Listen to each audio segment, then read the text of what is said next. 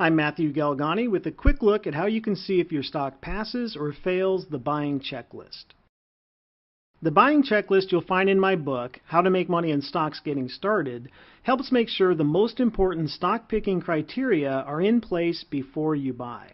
I like the phrase, put the big rocks in first, and that's why the checklist is divided into the 3 big rocks you want to see before you invest. Make sure the overall market is in an uptrend.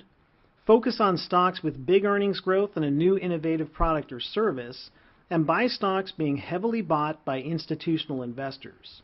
You can go through the checklist and see if those big rocks are in place very quickly, because you'll find pass, neutral, or fail ratings for most of the criteria just by using IBD Stock Checkup on Investors.com.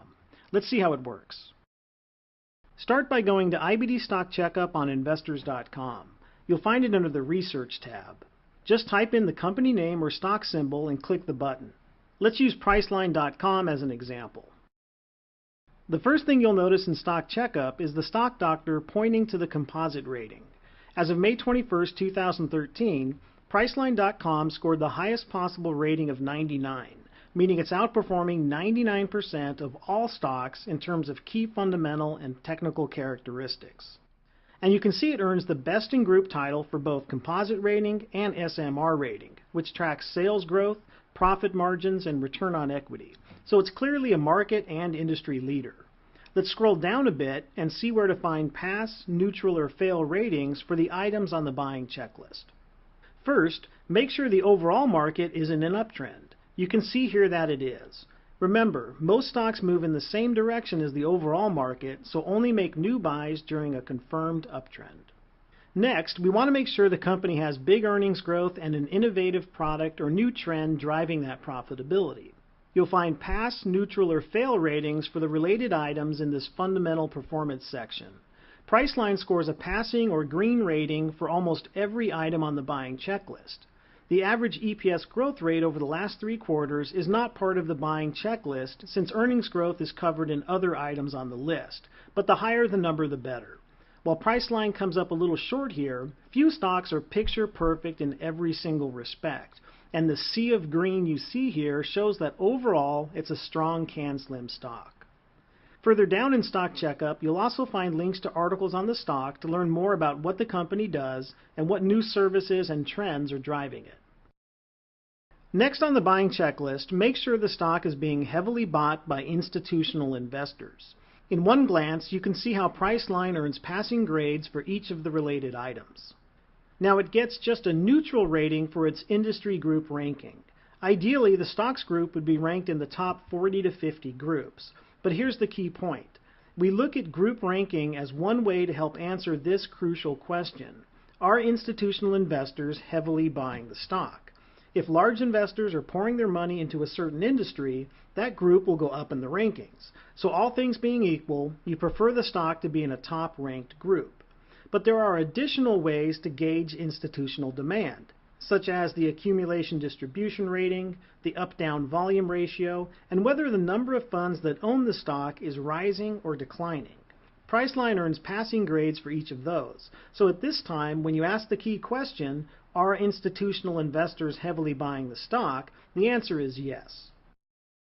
Now before you use the buying checklist and stock checkup, you have to find some top-rated stocks to review. You can do that by checking the IBD 50 and Your Weekly Review as part of a simple weekend routine. Doing that routine, in August 2012, you would have come across FleetCor Technologies in the IBD 50.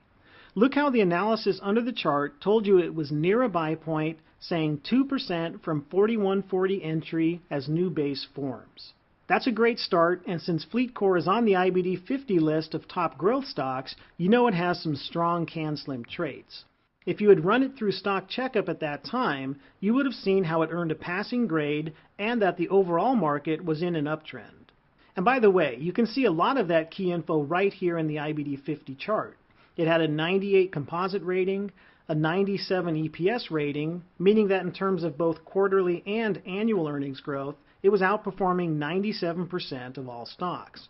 It had a very strong return on equity of 25%, well above the 17% minimum you look for. Last quarter's sales growth was 28%, above the 25% minimum you want to see. And its accumulation distribution rating, which tracks institutional buying over the last 13 weeks, was a solid B+. So the market was in an uptrend, and FleetCor had earned a passing grade. The next part of the buying checklist is to check the stock's chart action. This is what FleetCor's weekly chart looked like at the close on August 10, 2012, when the latest IBD 50 was published. Remember, the chart analysis told you it was 2% from a 4140 entry. It was a cup-shaped base, and the 4140 buy point was calculated by adding 10 cents to the peak on the left. So as you were doing your weekend routine and reviewing FleetCor, you could have added it to your watch list and even put in a conditional order with your broker to buy it if it broke through that ideal buy point.